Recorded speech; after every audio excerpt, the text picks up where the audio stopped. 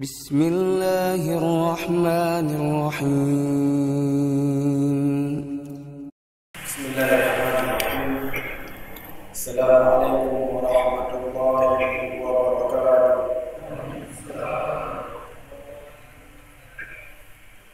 Innal hamdalillah nahmaduhu ta'ala wa nasta'inuhu wa nastaghfiruh wa na'udzu billahi min shururi anfusina wa min sayyiati a'malina. May yahdihillahu fala mudilla lahu wa may yudlil fala hadiya lahu. Asyhadu an la ilaha illallah wahdahu la syarika lahu wa asyhadu anna Muhammadan 'abduhu wa rasuluh sallallahu alaihi wa ala alihi wa sahbihi wa sallam. Ayyuhal ikhwatal kiram, sidang jamaah yang dirahmati oleh Allah Azza wa Jalla, alhamdulillah, di malam yang berbahagia ini Allah Subhanahu wa taala masih memberikan kepada kita kesehatan dan kesempatan sehingga kita bisa berkumpul di salah satu rumah Allah Azza wa Jalla guna melaksanakan kewajiban yang Allah Azza wa Jalla wajibkan kepada kita. Seorang muslim hendaklah mereka mensyukuri dari apa yang telah Allah Azza wa Jalla berikan kepadanya, dan sebagaimana telah kita ketahui bersama bahwasanya nikmat yang Allah Subhanahu wa taala berikan kepada kita sangatlah banyak. Allah perintahkan kepada kita dalam Al-Qur'an Al-Karim, "Fadhkuruni adhkurkum washkuruli wa la takfurun." Ingatlah kepadaku, maka aku akan mengingat kalian, dan bersyukurlah kepadaku, janganlah kalian mengkufuri. Di antara nikmat yang paling besar yang Allah Subhanahu wa taala berikan kepada kita yaitu nikmatul hidayah dan nikmatul iman. Ini tidaklah Allah Azza wa Jalla berikan kecuali kepada orang-orang yang Allah Subhanahu wa taala kehendaki.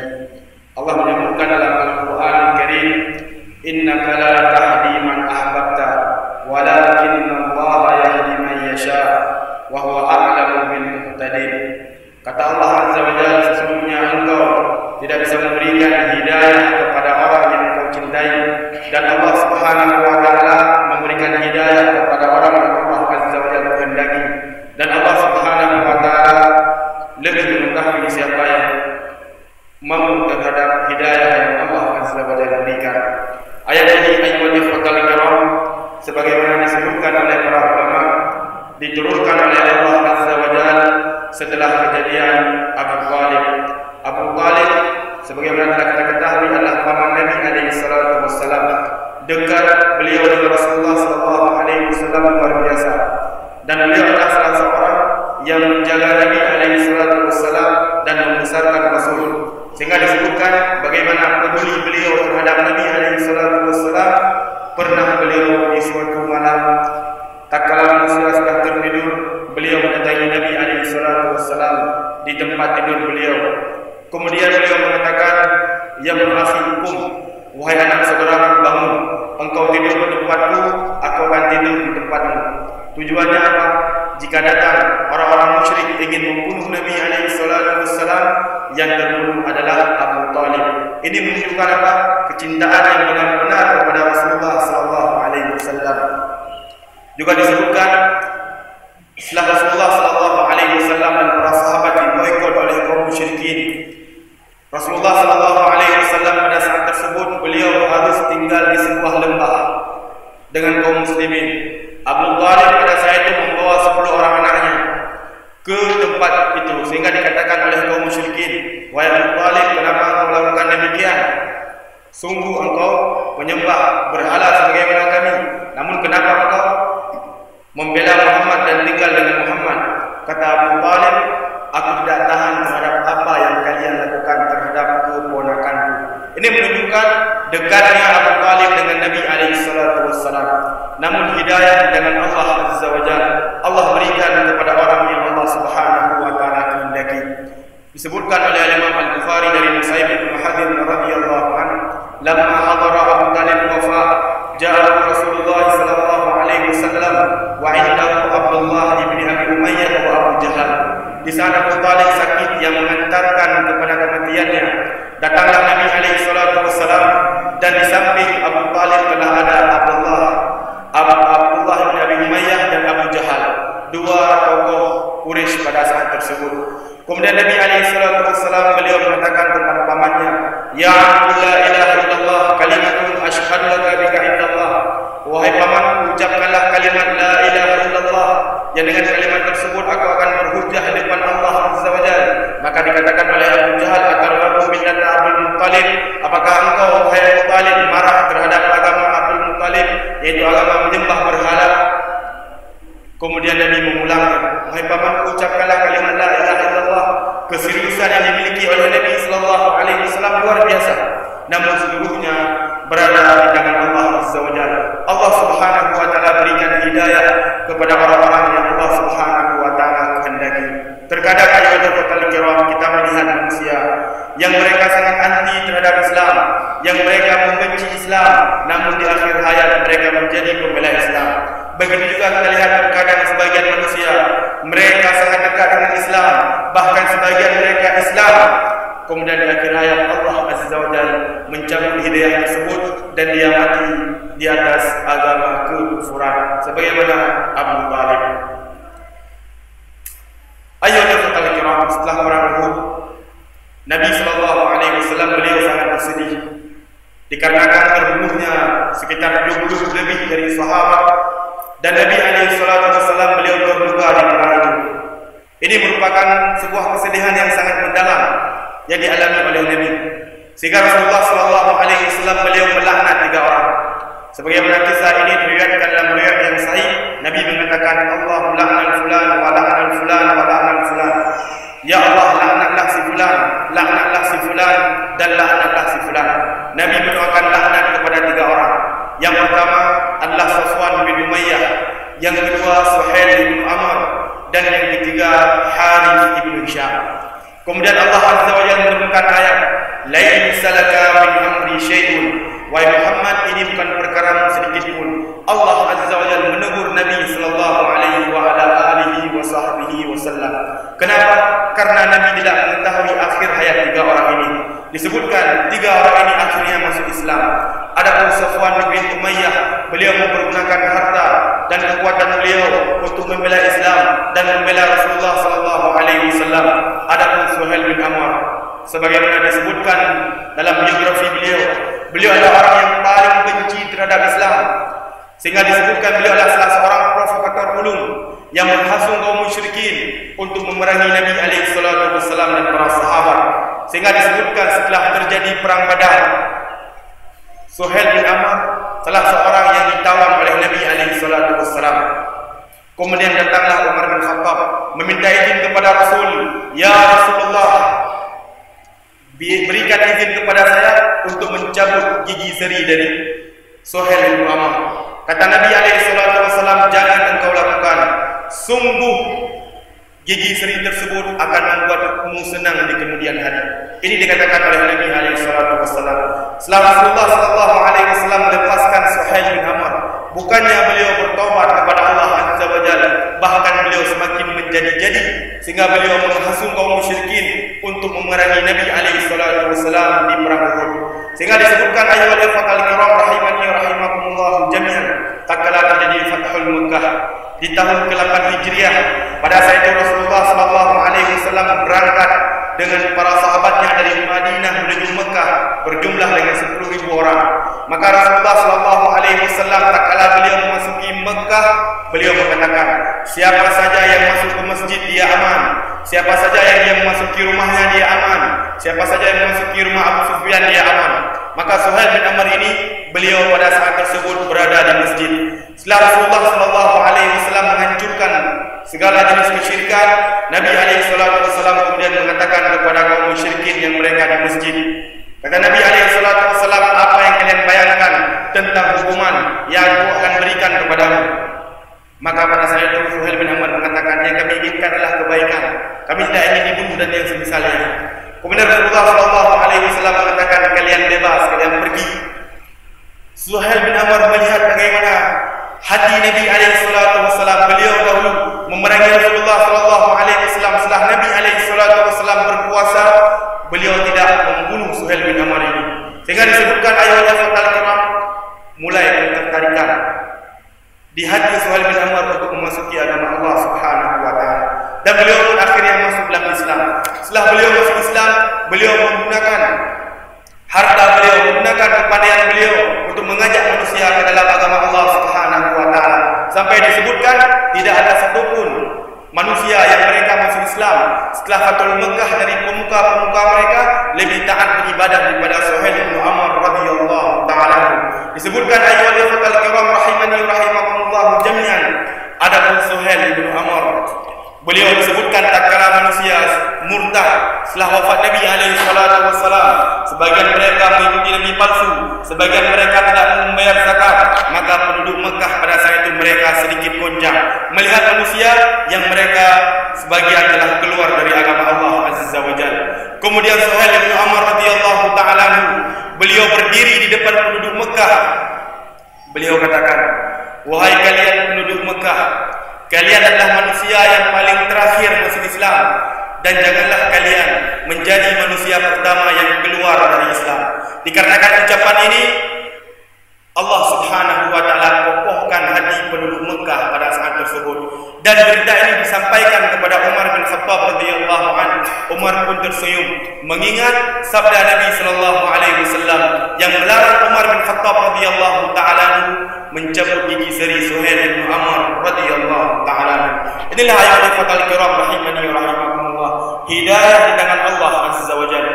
Begitu juga Harits bin Hisham radhiyallahu taala, orang yang dilaknat oleh Nabi sallallahu alaihi wa ala alihi wa sahbihi wasallam. Beliau sebagaimana disebutkan setelah terjadi Fathul Mekah, beliau adalah salah seorang kaum musyrikin yang diperbolehkan untuk dibunuh oleh Nabi sallallahu alaihi wa ala alihi wa sahbihi wasallam. Tatkala Nabi alaihi salatu wasallam memasuki Mekah, pada saat itu Suhail Harits bin Hisham beliau berlindung di rumah Ummu Hani. Ummu Hani ini adalah sepupu Nabi, saudarinya dari Ali bin Abi Thalib radhiyallahu anhu. Ali bin Abi Thalib sudah berapa lama tidak bertemu dengan saudarinya, beliau mendatangi Ummu Hani. Maka beliau dapati ada Harits bin Hisham dan salah seorang kaum musyrikin yang lainnya. Ali bin Abi Thalib langsung beliau menghunuskan pedangnya untuk membunuh Harits bin Hisham ini. Kata Ummu Hani, "Jangan engkau bunuh, sungguh dia telah berada di bawah jaminanku." Kemudian kata Ali, "Biarkan aku membunuhnya." "Jangan, sungguh dia telah berada di bawah jaminanku." Ali bin Abi Thalib kemudian mendatangi Nabi alaihi salatu wassalam. Tatkala beliau mendatangi Nabi mengkhabarkan apa yang terjadi, kata Nabi alaihi salatu wassalam, "Jangan engkau bunuh dia, sungguh dia telah berada di bawah keamanan saudarimu." Kemudian ayyuhal ikhwatal kiram rahimani rahimakumullah, mulai ketertarikan di hati Harits bin Hisham untuk masuk ke dalam agama Allah Subhanahu wa taala. Sehingga disebutkan setelah beliau masuk Islam, maka bagus keislaman beliau. Sehingga disebutkan bahwasanya tatkala Abu Bakar radhiyallahu taala mengirim surat kepada kaum muslimin untuk berjihad di negeri Syam, menaklukkan negeri Syam, menjadikan negeri Syam sebagai wilayah kaum muslimin, Harits bin Hisham radhiyallahu taala beliau meninggalkan hartanya, meninggalkan tanah kelahirannya di Mekah menuju Syam membela agama Allah Subhanahu wa taala. Sehingga disebutkan ayyuhal ikhwatal kiram rahimani wa rahimakumullah jami'an, penduduk Mekah pada saat tersebut mereka benar-benar sedih dikarenakan telah hilang salah satu tokoh dari tokoh mereka, yaitu Harits bin Hisham radhiyallahu taala. Disebutkan di tahun ke-13 Hijriah, tatkala kaum muslimin mereka berperang di Yarmuk, perang yang sangat besar antara kaum muslimin dengan orang-orang Romawi, perang penghabisan. Pada saat itu dikatakan oleh Ikrimah bin Abi Jahal radhiyallahu anhu, keponakan dari Harits bin Hisham ini, "Siapa di antara kalian yang ingin meninggal dengan pada hari ini?" Maka berbayanglah sekitar 400 kaum muslimin untuk masuk ke jantung pertahanan pasukan Romawi pada saat itu. Sehingga disebutkan setelah perang usai, kaum muslimin pun mengalami kemenangan. Disebutkan kaum musyrikin dari kalangan Romawi mereka mati dengan jumlah yang sangat banyak, adapun kaum muslimin sekitar 3.000 orang. Maka disebutkan di akhir kisah kehidupan Harits bin Hisham radhiyallahu taala yang beliau tadinya memerangi Nabi alaihi salatu wassalam dan kaum muslimin, disebutkan bahwa yang tatkala beliau sudah sekarat pada saat itu setelah perang usai, maka dilihatlah ada 3 orang yang sudah terjatuh di tanah.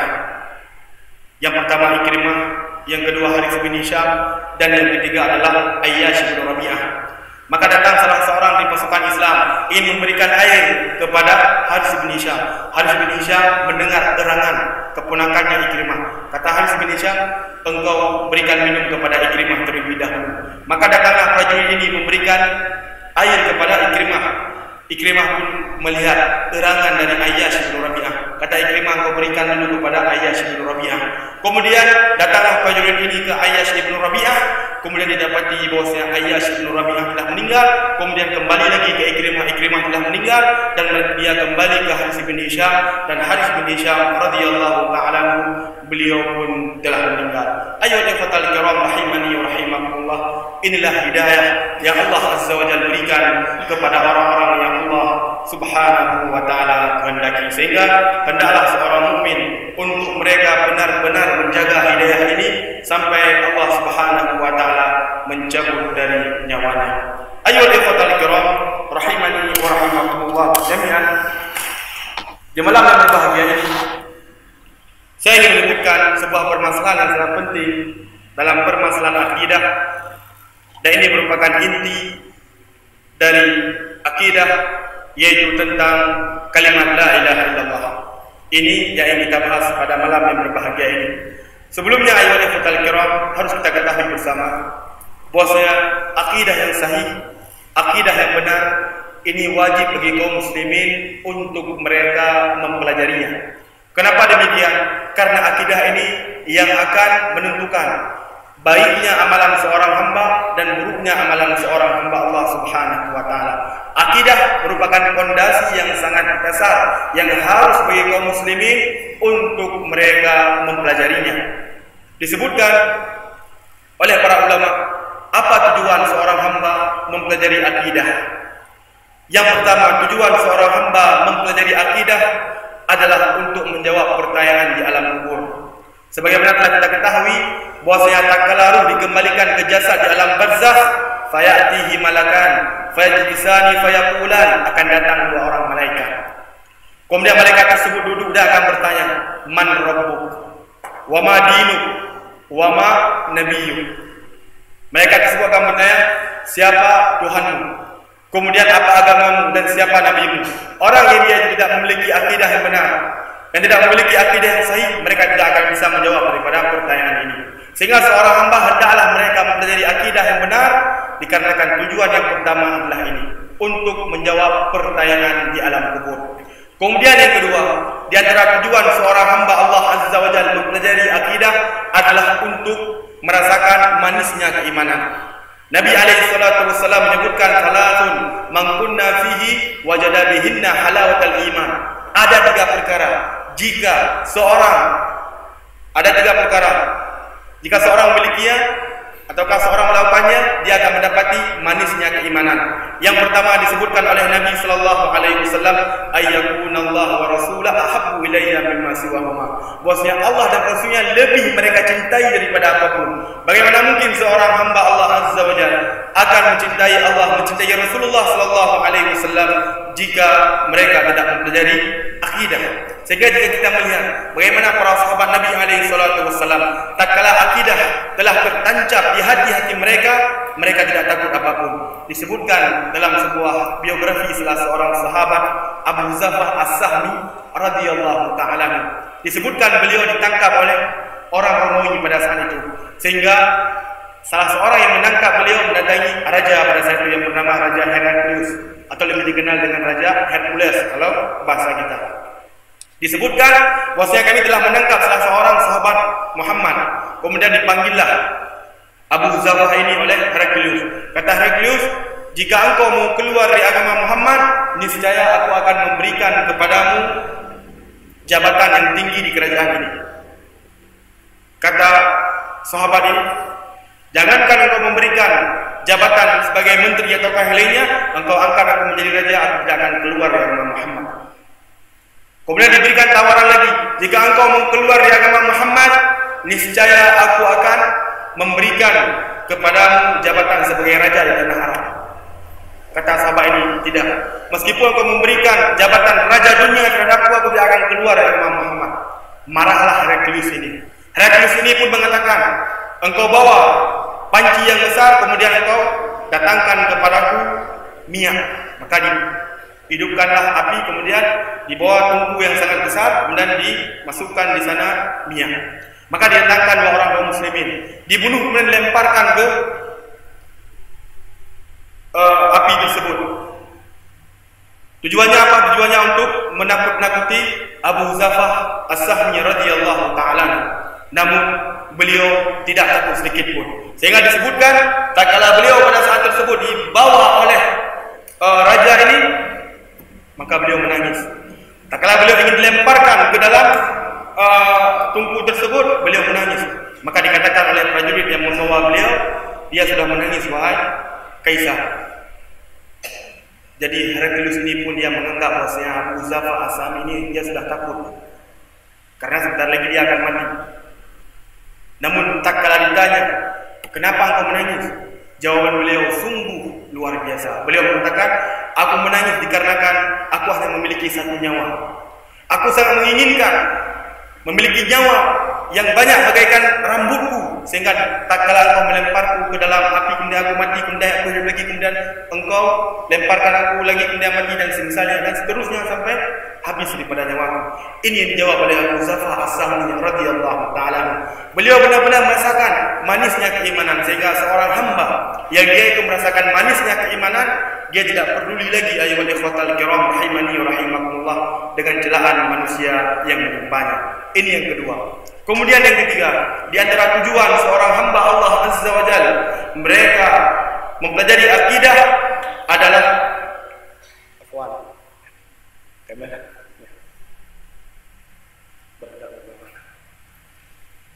ayyuhal ikhwatal kiram rahimani wa rahimakumullah jami'an. Yang ketiga yang disebutkan oleh para ulama di antara tujuan seorang hamba mempelajari akidah adalah untuk meraih surga Allah Subhanahu wa taala. Nabi Muhammad sallallahu alaihi wasallam menyebutkan, "Man radiya billahi rabban wa bil islam dina wa bi Muhammadin nabiyya wa rasulah wajabat lahum jannah." Barang siapa yang dia itu ridha Allah sebagai Tuhannya, kemudian Nabi Muhammad sallallahu alaihi wasallam sebagai nabinya, dan Islam sebagai agamanya, maka diwajibkan oleh Allah Azza wa Jalla baginya memasuki surga Allah Subhanahu wa taala. Seorang hamba dia tidak akan mengetahui dan tidak akan ridha terhadap hal tersebut kecuali dengan mempelajari akidah yang benar, akidah yang sahih. Kemudian juga harus kita ketahui, akidah yang sahih itu harus diambil dari sumber yang sahih. Yang pertama, ya ikhwatal kiram rahimani wa rahimakumullah jami'an, seorang hamba jika dia ingin akidah yang benar dan akidah yang sahih, hendaklah dia duduk dengan orang-orang yang bagus akidahnya. Hendaklah dia duduk dengan orang-orang yang bagus daripada pemikiran agamanya. Dikarenakan ini sangat menentu bagi seorang hamba. Sebagaimana telah kita ketahui bersama, Nabi menyatakan al-mar'u ala dini khalili falyanzur ahadukum man yukhallilu. Bahwasanya agama seorang itu sesuai dengan kawan duduknya. Maka hendaklah kalian melihat siapa kawan duduk kalian. Karena kenapa ayat ikhwatal kiram, afwan, sikap manusia ini suka terpengaruh. Jangankan dengan manusia yang lain, dengan binatang saja, sebagaimana disebutkan oleh Syekh Abdul Muhsin Al-Qasim rahimahullah ta'ala, itu terkadang manusia terpengaruh. Nabi SAW menyebutkan kesombongan, keangkuhan itu berada pada orang-orang yang mereka mengembalakan unta. Kemudian Nabi SAW menyebutkan wa ashabus sakinah, dan orang-orang yang tenang itu ada pada yang memelihara kambing. Ini disebutkan oleh Nabi SAW. Sehingga seorang hamba tatkala mereka duduk dengan orang-orang yang bagus akidahnya, maka dia secara otomatis akan mendapati akidah yang benar, akidah yang sahih. Pernah salah seorang sahabat, beliau memukul salah seorang budak. Kemudian beliau menyesal membawa ke hadapan Nabi SAW. Rasulullah SAW kemudian beliau bertanya, "Aina Allah?" Qala fis sama. Qala man ana? Qala anta Rasulullah. Faqala alaihi salatu wassalam, "I'tiqha fa innaha minal mu'minah." Nabi alaihi salatu wassalam bertanya kepada anak ini, "Di mana Allah?" Jawab anak ini, "Di langit." Kemudian ditanya lagi, "Siapa saya?" Kata anak ini, "Saya Allah, engkau adalah Rasulullah." Kemudian Nabi alaihi salatu wassalam mengatakan, "Lepaskanlah dia, sungguh dia adalah seorang mukminah." Dikarenakan bertemu dengan Nabi SAW, anak ini mendapatkan akidah yang benar, mendapatkan akidah yang sahih. Ayo tafadhal kiram rahimani wa rahimakumullah jami'an. Insyaallah taala pada malam hari ini kita akan membahas sebuah permasalahan yang sangat penting dalam agama Islam. Apa itu? Syahadat la ilaha illallah. La ilaha illallah sebagaimana telah kita ketahui bersama merupakan cabang iman yang paling tertinggi. Nabi SAW mengatakan, innal iman bid'un wa sab'un aw sittuna syu'bah. Sesungguhnya iman itu ada 70 cabang atau 60 cabang sekian. Fa'alaha qaulu la ilaha illallah. Dan yang paling tinggi adalah kalimat la ilaha illallah.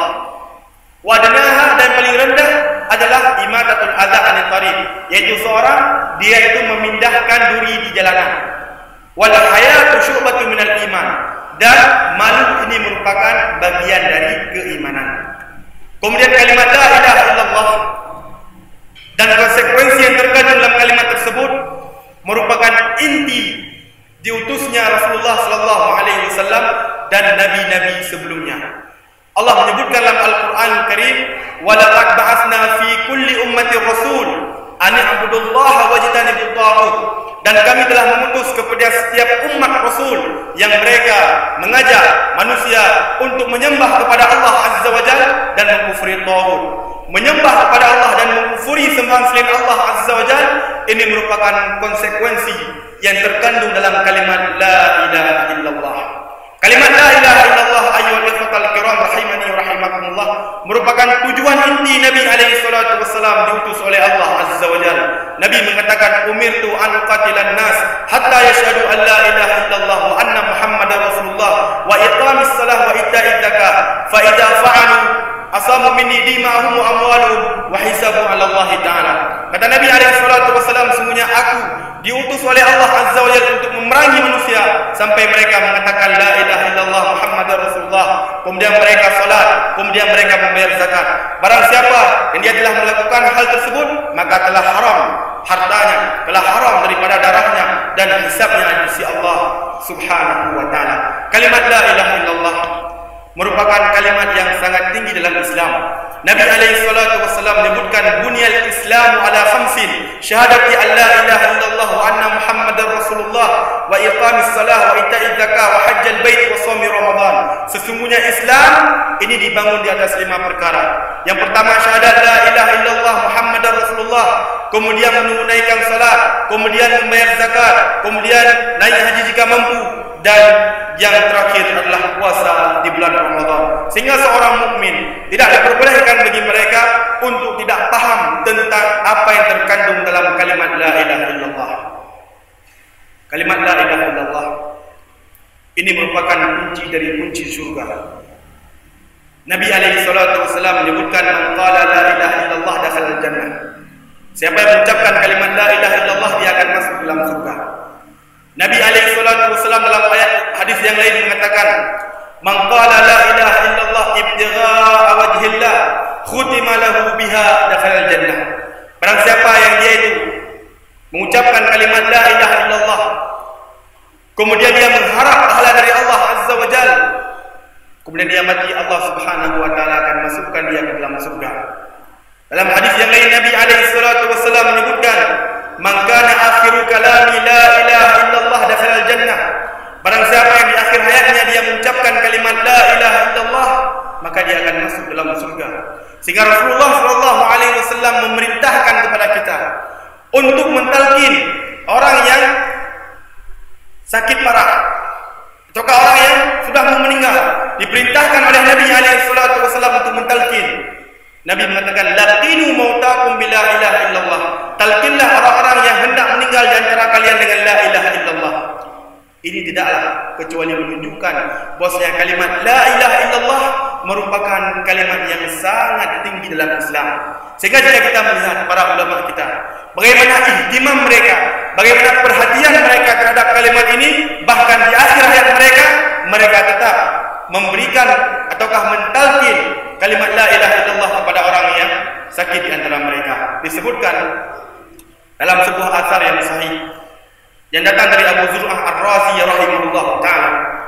Beliau ini adalah seorang ulama dan beliau adalah guru al-Imam Muslim rahimahullah ta'ala. Sahih Bukhari dan Muslim. Imam Muslim gurunya adalah Abu Zur'ah Ar-Razi. Disebutkan tak kala beliau sakit, beliau didatangi oleh sahabat-sahabatnya yang merupakan ulama-ulama besar di zaman tersebut. Kemudian sebagian mereka mengatakan, praktekkan hadis Nabi, laqinu mautakum bila ilaha illallah. Talqinlah olehmu la ilaha illallah kepada orang yang hendak meninggal. Maka dikarenakan keilmuan yang beliau miliki, kemudian kewibawaan yang dimiliki oleh Abu Zur'ah, sehingga murid-muridnya tidak berani untuk mentalqin la ilaha illallah di hadapan Abu Zur'ah.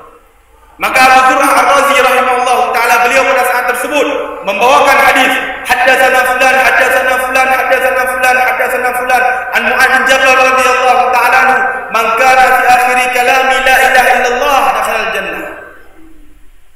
Karena sebagian mereka tidak berani untuk mentalkin dengan la ilaha illallah di depan Abu Zur'ah. Abu Zur'ah beliau pun pada saat itu mengatakan, telah memberitahukan kepada saya si fulan, dari si fulan, dari si fulan, dari si fulan, dari Mu'adz bin Jabal radhiyallahu ta'ala anhu, bahwasanya Nabi alaihi salatu wassalam beliau mengatakan, barang siapa yang di akhir hayatnya mengucapkan kalimat la ilaha illallah, dia masuk surga. Kemudian beliau pun meninggal setelah membawakan hadis ini.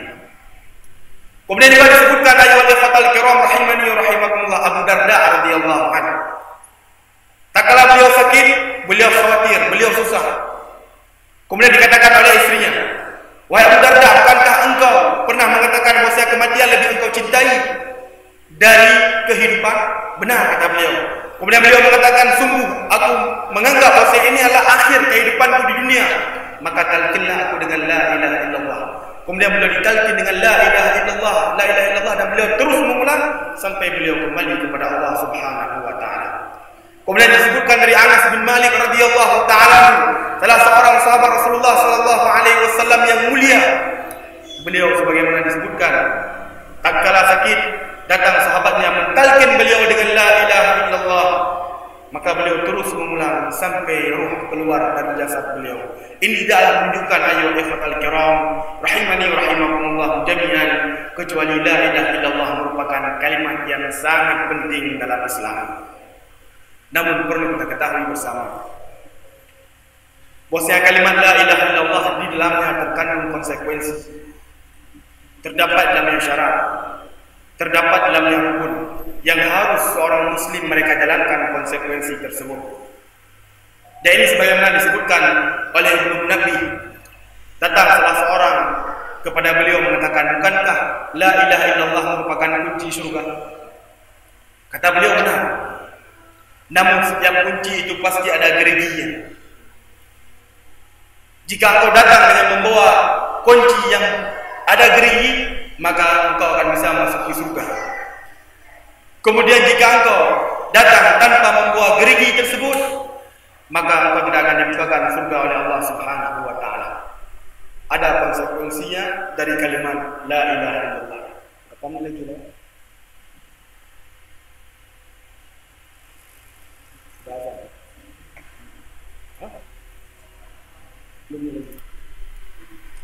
Ayo ikhwatal kiram rahimani wa rahimakumullah jami'an. Yang pertama, kita akan menyebutkan tentang tafsir dari kalimat la ilaha illallah tersebut. Tafsir dari kalimat la ilaha illallah yang harus kita ketahui, dan ini sesuai dengan apa yang diyakini oleh ahli sunnah wal jamaah. La ilaha illallah maknanya la ma'budan bihaqqin illallah.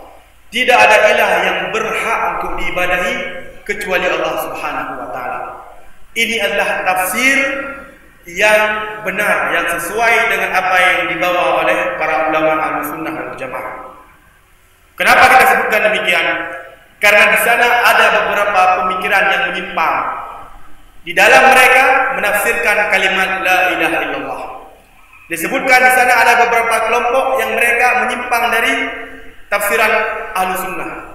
Yang pertama, mereka mengatakan bahwasanya la ilaha illallah maknanya adalah tidak ada yang menciptakan, tidak ada yang memberikan rezeki kecuali Allah Subhanahu wa taala. Benar, tidak ada yang menciptakan, tidak ada yang memberikan rezeki, tidak ada yang mengatur kecuali Allah Subhanahu wa taala. Namun dalam kalimat la ilaha illallah bukan ini tafsirannya. Jika seseorang dia itu menafsirkan kalimat la ilaha illallah, tidak ada pencipta, tidak ada pemberi rezeki, tidak ada pengatur kecuali Allah, kemudian dia dikatakan sebagai seorang muslim, maka kita harus memasukkan kaum musyrikin yang mereka diperangi oleh Nabi SAW dahulu ke dalam kaum muslimin. Kenapa? Karena mereka tidak ada perselisihan dalam menciptakan, tidak ada perselisihan dalam mengatur rezeki. Mereka berkeyakinan bahwasanya Allah Subhanahu wa taala yang mengatur alam semesta ini. Dari mana kita tahu? Allah menyebutkan dalam Al-Qur'an. Kata Allah Azza wa Jalla, "Wa la in sa'altahum man khalaqas samawati wal ard la yaqulunna Allah." Jika engkau tanya kepada mereka, yaitu kaum musyrikin, siapa yang menciptakan langit, siapa yang menciptakan bumi, mereka pasti akan menjawab Allah Subhanahu wa taala. Kaum musyrikin di zaman Nabi, mereka paham Allah yang menciptakan, Allah yang memberikan rezeki. Namun kenapa mereka diperangi oleh Nabi SAW?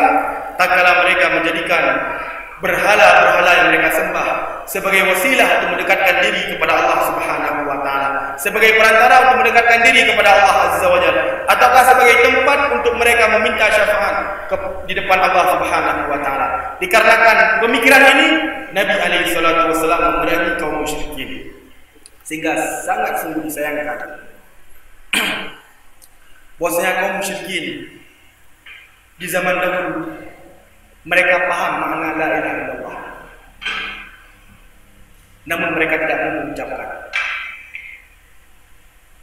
Kenapa demikian? Karena jika mereka mengucapkan kalimat la ilaha illallah, mereka pasti harus meninggalkan sembahan-sembahan mereka. Sehingga Nabi SAW tak kalah memerintahkan kepada mereka, qulu la ilaha illallah tuflihu, ucapkanlah kalimat la ilaha illallah. Kata mereka, apakah engkau ingin menjadikan Tuhan-Tuhan yang banyak menjadi satu? Inna hadza la syai'un ujab. Ini adalah sebuah perkara yang aneh. Mereka paham tentang makna la ilaha illallah, namun mereka tidak mengucapkan kalimat tersebut. Sebagaimana Abu Talib, tatkala Nabi SAW memerintahkan kepada yang mengucapkan la ilaha illallah, dia tidak mengucapkan. Karena paham konsekuensi daripada kalimat la ilaha illallah. Mereka harus meninggalkan sembahan-sembahan selain Allah Azza wa Jalla. Sungguh sangat berbeda dengan orang-orang yang mereka terjerumus dalam kesyirikan di zaman ini. Mereka mengucapkan kalimat la ilaha illallah, bahkan ribuan kali mereka ucapkan. Namun mereka mendatangi kubur, meminta kepada kubur hajah mereka, meminta kepada pemilik kuburan anak, meminta kepada pemilik kuburan surga dan neraka. Maka na'udzubillah, sehingga disebutkan bahwasanya kaum musyrikin di zaman ini lebih bodoh daripada kaum musyrikin di zaman Nabi SAW dari makna la ilaha illallah ini. Ayo ikhwatal kiram rahimani wa rahimakumullah, ini yang pertama. Bahwasanya makna yang batil yang sebagian dikatakan adalah tidak ada pencipta, tidak ada pemberi rezeki, tidak ada pengatur kecuali Allah. Ini makna la ilaha illallah yang ditafsirkan oleh sebagian kelompok yang menyimpang. Kemudian yang kedua, tafsiran kelompok yang menyimpang yang lain, mereka mengatakan bahwasanya tidak ada Tuhan selain Allah Subhanahu wa taala. Makna yang ingin mereka sembah apa? Makna yang ingin mereka katakan apa? Bahwasanya Tuhan yang ada seluruhnya itu pada hakikatnya Allah Subhanahu wa taala. Ini adalah pemikiran wahdatul wujud. Pemikiran mereka bagaimana? Mereka berkeyakinan bahwasanya Allah Azza wa Jalla menyatu kepada seluruh makhluk. Allah menyatu pada seluruh makhluk. Dan Syekhul Islam Ibnu Taimiyah rahimahullah taala beliau menyebutkan bahwasanya al-hululiyah, yaitu orang-orang yang mereka mengatakan bahwasanya Allah menyatu dengan makhluk, lebih kafir daripada orang-orang Nasrani. Kenapa demikian? Orang Nasrani mereka hanya mengatakan bahwasanya Allah menyatu dengan Isa dan menyatu dengan Maryam, dua hamba Allah yang mulia. Namun mereka, orang-orang yang meyakini Allah menyatu dengan seluruh makhluk, mereka mengatakan bahwasanya Allah Azza wa Jalla menyatu dengan binatang. Allah Subhanahu wa taala berada di tempat-tempat yang kotor. Alhamdulillah. Ini tidak kita ragukan lagi merupakan pemikiran daripada pemikiran yang kufur kepada Allah Subhanahu wa taala. Ini yang kedua daripada tafsiran yang batil. Kemudian yang ketiga, di antara tafsiran yang batil yang dikatakan oleh sebagian manusia, makna la ilaha illallah yaitu tidak ada hukum selain hukum Allah Subhanahu wa taala. Ini yang dikatakan oleh sebagian manusia. Benar. Tidak ada hukum selain hukum Allah Subhanahu wa taala. Namun yang diinginkan dalam kalimat la ilaha illallah ini bukan makna itu. Namun apa? Yang diinginkan sebagaimana kita sebutkan tadi, la ma'budan bihaqqin illallah. Tidak ada ilah yang berhak diibadahi kecuali Allah Subhanahu wa taala. Sehingga orang-orang yang mereka berkeyakinan demikian, tidak ada hukum selain hukum Allah Subhanahu wa taala. Mereka ini yang mereka praktekkan di kepala-kepala mereka, sehingga terkadang sebagian mereka tanpa mereka sengaja ataukah secara sengaja mereka mengkafirkan kaum muslimin. Mereka mengatakan si fulan kafir, si fulan kafir, si fulan kafir. Kenapa? Karena dia tidak berhukum dengan hukum Allah Azza wa Jalla. Padahal para ulama di sana ada tafsiran tentang orang yang dia itu berhukum dengan hukum Allah yang akan menjadikan dia kafir. Tidak semua orang yang berhukum dengan selain hukum Allah dia kafir. Para ulama di sana merinci. Yang pertama, seorang yang itu berhukum dengan hukum Allah yang menyebabkan dia kafir, dia berkeyakinan bahwasanya hukum Allah itu sama dengan hukum yang dibuat oleh manusia.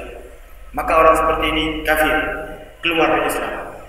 Kemudian yang kedua yang disebutkan oleh para ulama, seorang yang dia itu berkeyakinan bahwasanya hukum yang dibuat oleh manusia lebih baik daripada hukum yang dibuat oleh Allah, maka tidak diragukan ini juga daripada pembatal Islam. Kemudian yang ketiga, orang yang dia itu berkeyakinan bahwa hukum Allah lebih baik, namun karena ini dan semisalnya kita tidak bisa melakukannya, terkadang dengan hawa nafsu dan semisalnya, maka para ulama menyebutkan orang seperti ini muslim, orang Islam, bukan orang kafir. Ini yang disebutkan oleh para ulama, sehingga butuh rincian dalam permasalahan ini. Sehingga sebagian manusia pada hari ini mereka sangat mudah mengkafirkan kaum muslimin. Dia kafir, hanya dengan metode yang kita sebutkan tadi. Mereka memahami ayat sesuai dengan pemikiran mereka, tidak dengan sesuai apa yang dikatakan oleh para sahabat Rasul sallallahu alaihi wa ala alihi wasallam. La ilaha illallah di sisi Ahlussunnah wal Jamaah, mereka menyebutkan la ilaha illallah adalah la ma'budan bihaqqin illallah. Tidak ada ilah yang berhak untuk diibadahi kecuali Allah Subhanahu wa taala. Dan juga telah kita sebutkan beberapa ucapan kelompok yang mereka menyimpang dalam menafsirkan la ilaha illallah. Sebagian mereka mengatakan makna la ilaha illallah tidak ada pencipta selain Allah. Sebagian mereka mengatakan tidak ada hukum selain hukum Allah. Sebagian mereka mengatakan tidak ada wujud kecuali wujud Allah. Maka telah kita sebutkan bantahan-bantahannya di pertemuan sebelumnya. Kemudian juga ayat ikhwatal kiram, kalimat la ilaha illallah di sana terdapat rukun. Rukun kalimat la ilaha illallah ada dua. Yang pertama isbat, yang kedua nafi. Isbat yaitu menetapkan bahwasanya Allah Azza wa Jalla yang diibadahi. Kemudian nafi meniadakan sesembahan selain Allah Subhanahu wa taala. Hendaklah seorang muslim mereka menjalankan dua konsekuensi ini, isbat dan nafi. Dikarenakan apabila salah satu dari dua ini hilang, maka dia imma terjatuh dalam kesyirikan ataukah orang-orang ateis.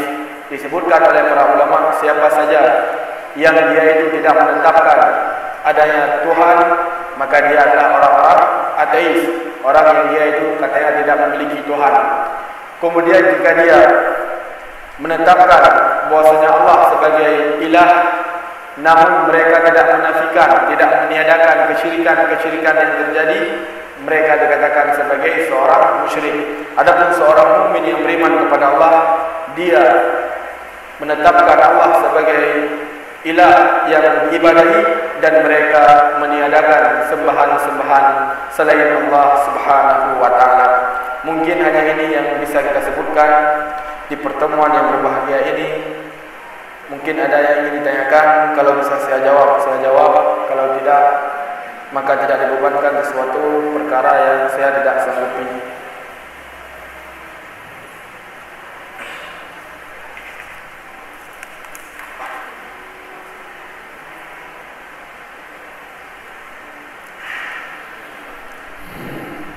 Assalamualaikum Ustaz. Waalaikumsalam. Bolehkah kita membaca surat Yasin untuk orang yang meninggal? membaca Yasin untuk orang yang meninggal ataukah orang sebelum meninggal itu sebagaimana disebutkan oleh para ulama tidak ada dasarnya. Yang ada sebagaimana kita sebutkan tadi, Nabi SAW memerintahkan kepada kita untuk mentalqin dengan la ilaha illallah. Ini yang datang hadis dari Nabi SAW.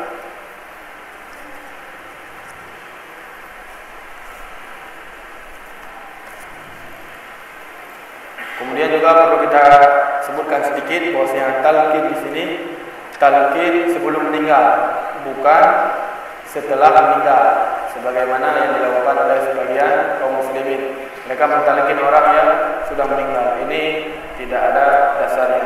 Wallahu a'lam.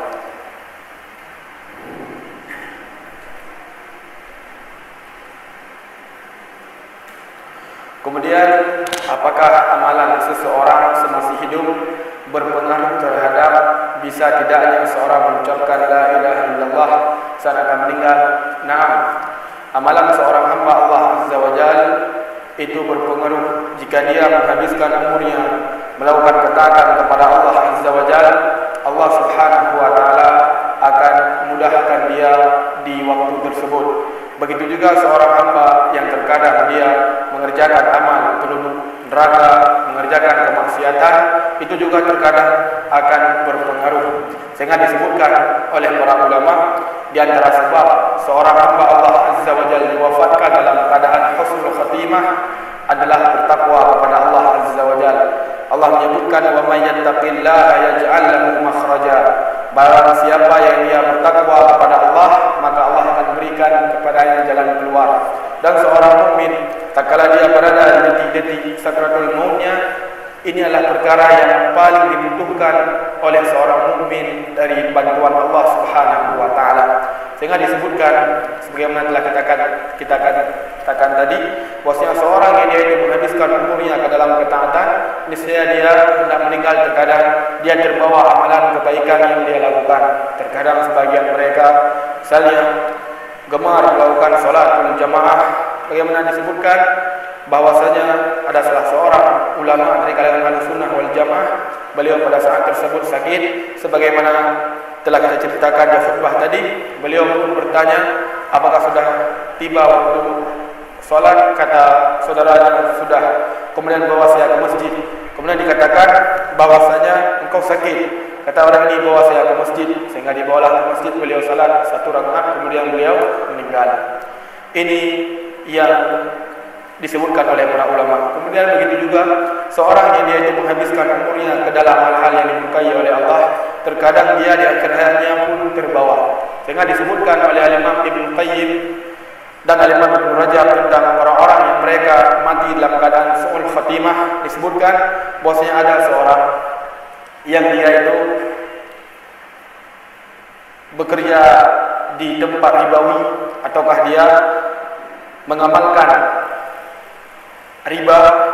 Dikatakan bahwasanya tatkala dia hendak meninggal, maka ditalkinlah dengan la ilaha illallah. Wahai bapakku, ucapkanlah kalimat la ilaha illallah. Kemudian apa yang dikatakan oleh orang ini?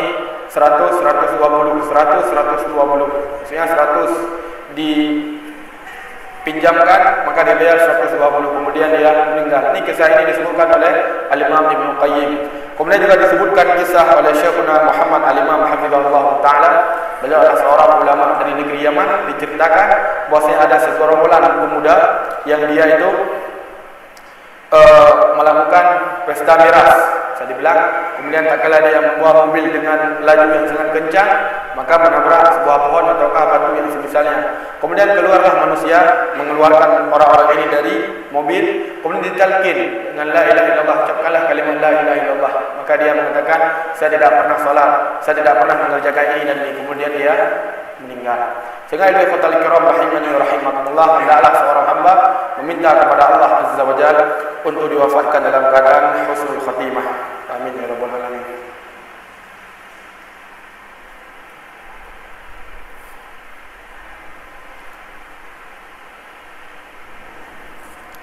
Ayyuhal ikhwatal kiram rahimani wa rahimakumullah jami'an.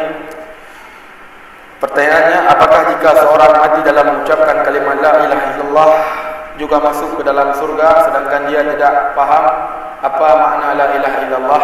Ayyuhal ikhwatal kiram, para ulama sebagaimana telah kita sebutkan tadi, bahwasanya dia yang mengucapkan kalimat la ilaha illallah di akhir hayatnya, kemudian dia paham konsekuensi yang terkandung dalam kalimat tersebut, maka orang seperti ini akan dimasukkan oleh Allah Azza wa Jalla ke dalam surga. Namun jika dia mengucapkan kalimat la ilaha illallah tapi dia tidak meninggalkan kesyirikan demi kesyirikan, maka orang seperti tersebut tidak bermanfaat daripada kalimat la ilaha illallah yang dia ucapkan. Kalimat la ilaha illallah yang dia ucapkan yaitu dia menjalankan konsekuensi dari kalimat tersebut. Adapun terkadang seorang yang mengucapkan la ilaha illallah kemudian dia masih berkeyakinan bahwasanya jimat ini bisa memberikan manfaat ataukah mudarat, maka orang seperti ini tidak yu'tabar, tidak bermanfaat dari kalimat la ilaha illallah yang dia ucapkan. Karena perlu kita ketahui bersama, kalimat la ilaha illallah itu ada pembatal-pembatal juga. Salah sebagian manusia yang mereka mengatakan bahwasanya seorang yang dia itu mengucapkan kalimat la ilaha illallah, dia mukmin, dia muslim, tidak kafir. Ini adalah pemikiran yang salah. Kenapa? Karena seorang dia mengucapkan kalimat la ilaha illallah, ada amalan-amalan yang membatalkan kalimat la ilaha illallah tersebut. Antaranya apa? Syirik, mengolok-olok Rasul, ataukah menghina Allah dan menghina Nabi alaihi salatu wassalam. Sehingga seorang muslim hendaklah mereka mempelajari hal-hal yang akan membatalkan syahadatnya. Ini yang harus kita ketahui.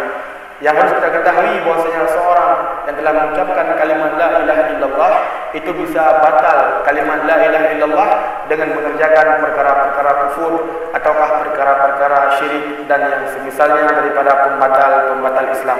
Wallahu a'lam.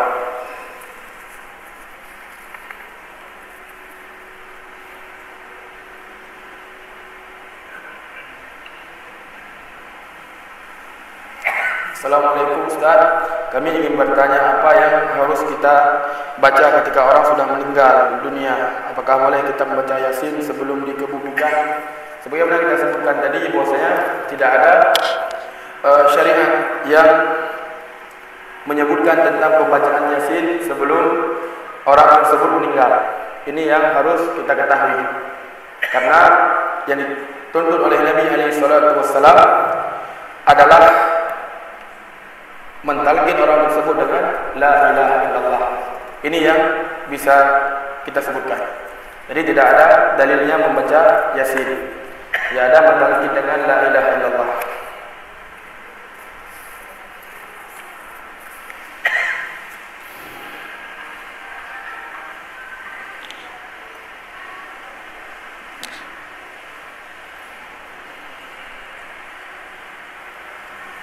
Kemudian ayat al-Fatihah kiram rahimani rahimakumullah, selanjutnya bagaimana menyikapi orang yang sudah memendekkan celananya namun sombong dan sering memperolok orang yang celananya isbal. Ayat al-Fatihah kiram rahimani rahimakumullah jami'an. Sebagaimana kita ketahui bersama bahwasanya orang yang dia itu meremehkan kaum muslimin, ini adalah perkara yang diharamkan oleh Allah Azza wa Jalla dalam syariat. Tidak diperbolehkan bagi mereka untuk menghina orang-orang yang mereka sebagaimana kita sebutkan tadi. Ayo walillahi kiram rahimani rahimakumullah. Ini pertanyaannya apa nih? Subhanallah lagi.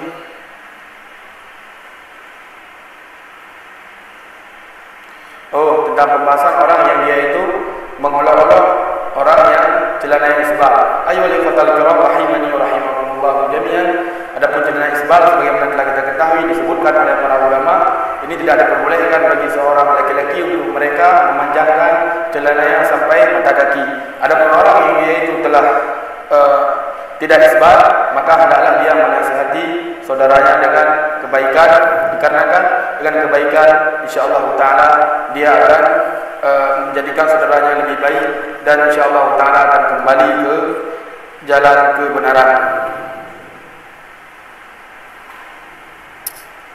Kemudian pembahasan selanjutnya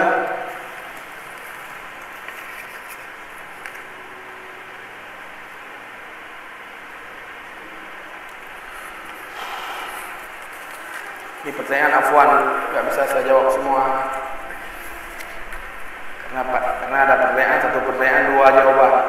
Oh, dua pertanyaan, satu kertas, dua pertanyaan. Jadi kita lihat dari ringkas aja. Nah, saya harus pulang ke Aceh, Pak. Ya. Apakah boleh mentalkin orang yang ingin meninggal dengan kalimat Allahu Akbar? Terima kasih. Wallahu a'lam bishawab. Kita ikuti tuntunan yang disebutkan oleh Rasulullah sallallahu alaihi wasallam Nabi selamat sebagaimana kita sebutkan tadi, hendaklah seorang dia itu mentalkin saudaranya dengan la ilaha illallah sebagaimana Nabi menyebutkan laqinu mautakum bila ilaha illallah. Talkinlah orang yang ingin meninggal di antara kalian dengan kalimat la ilaha illallah. Ini yang seharusnya kita kerjakan, dan ini lebih aman. Kenapa? Karena ini sesuai dengan tuntunan Nabi alaihi salatu wassalam.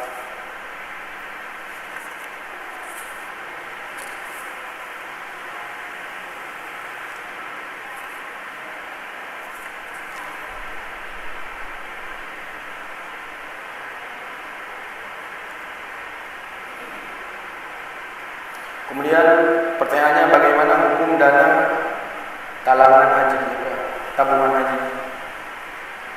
Kemudian yang kedua, kedudukan hadis tentang doa malaikat Jibril yang diaminkan oleh malaikat. Ayo ikhwatal kiram, hadis yang Nabi alaihi salatu wassalam beliau naik mimbar kemudian diaminkan oleh malaikat, ini adalah hadis yang sahih. Disebutkan bahwasanya Jibril alaihi salatu wassalam beliau mengaminkan, Nabi alaihi salatu wassalam beliau mengaminkan 3 kali. Kemudian ditanya apa yang diaminkan oleh Nabi alaihi salatu wassalam. Pertama, seorang laki-laki yang dia itu mendapati orang tuanya atau salah seorang yang dalam mereka tapi tidak masuk dalam surga. Kemudian yang kedua yang diaminkan oleh Nabi alaihi salatu wassalam adalah seorang yang dia itu disebutkan nama Nabi alaihi salatu wassalam namun dia tidak mengucapkan salawat padanya.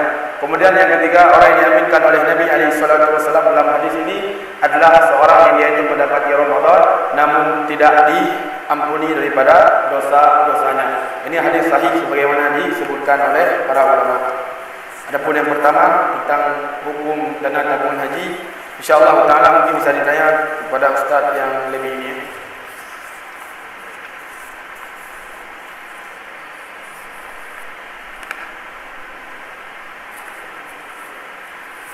Kemudian pertanyaan selanjutnya, malu yang bagaimana yang termasuk dalam bagian dari iman. Kemudian bagaimana menghadapi futur dalam ibadah. Malu yang diinginkan di sini ayyuhal ikhwatal kiram rahimani wa rahimakumullah, itu malu kalau seorang hamba Allah azza wa jalla dia itu melakukan maksiat kepada Allah Subhanahu wa taala. Dia tidak berani untuk mengerjakan perkara-perkara yang diperintahkan atau yang dilarang oleh Allah Subhanahu wa taala. Ini adalah malu yang diperbolehkan. Bukan malu terkadang sebagian kita salah. Baik, kita misalnya diundang ke rumah orang kemudian diperintahkan makan, saya malu. Ini tidak baik hal seperti ini. Bahkan sebagian kawan-kawan kita di Yaman misalnya mengundang makan dan malulah. Maksudnya apa? Bahwasanya seorang misalnya dia tidak mau makan ke tempat orang kata apa malu, ini adalah perkara yang sebaiknya tidak dilakukan oleh sebagian muslim. Malu tidak mengapa, sebagaimana yang kita sebutkan tadi, malu terhadap perkara-perkara yang dilaksanakan itu perkara haram ataukah yang semisalnya. Ini malu yang mamduh, malu yang diperbolehkan. Kemudian yang kedua, bagaimana menghadapi futur dalam ibadah. Futur dalam ibadah ini pasti akan datang, karena kan iman itu terkadang naik, terkadang turun. Sehingga seorang muslim tak kala dia futur dalam ibadah, maka hendaklah dia mengerjakan sunnah-sunnah yang lainnya. Terkadang sebagian manusia misalnya dia dalam mengerjakan ini agak lemah sedikit, maka dia hendaklah mengerjakan daripada sunnah yang lainnya. Kemudian juga ayyuhal ikhwatal kiram rahimani wa rahimakumullah, di antara obat yang bisa menyebabkan seorang itu dijauhkan oleh Allah Azza wa Jalla dari futur adalah beribadah atau berdoa kepada Allah Subhanahu wa taala supaya Allah Azza wa Jalla kokohkan daripada hati kita dalam beribadah. Kemudian di antara selanjutnya yang dilakukan yaitu dengan membaca bagaimana sirah Nabi, kemudian sirah para sahabat Nabi alaihi salatu wasallam. Insyaallah taala ini akan membangkitkan kita untuk beribadah kepada Allah Subhanahu wa taala. Wallahu a'lam bishawab. Mungkin ini yang saya sebutkan di pertemuan yang berbahagia ini. Lebih dan kurang saya mohon maaf. Subhanakallahumma rabbana wa bihamdik Asyhadu an la ilaha illa anta astaghfiruka wa atubu ilaik. Assalamualaikum warahmatullahi wabarakatuh.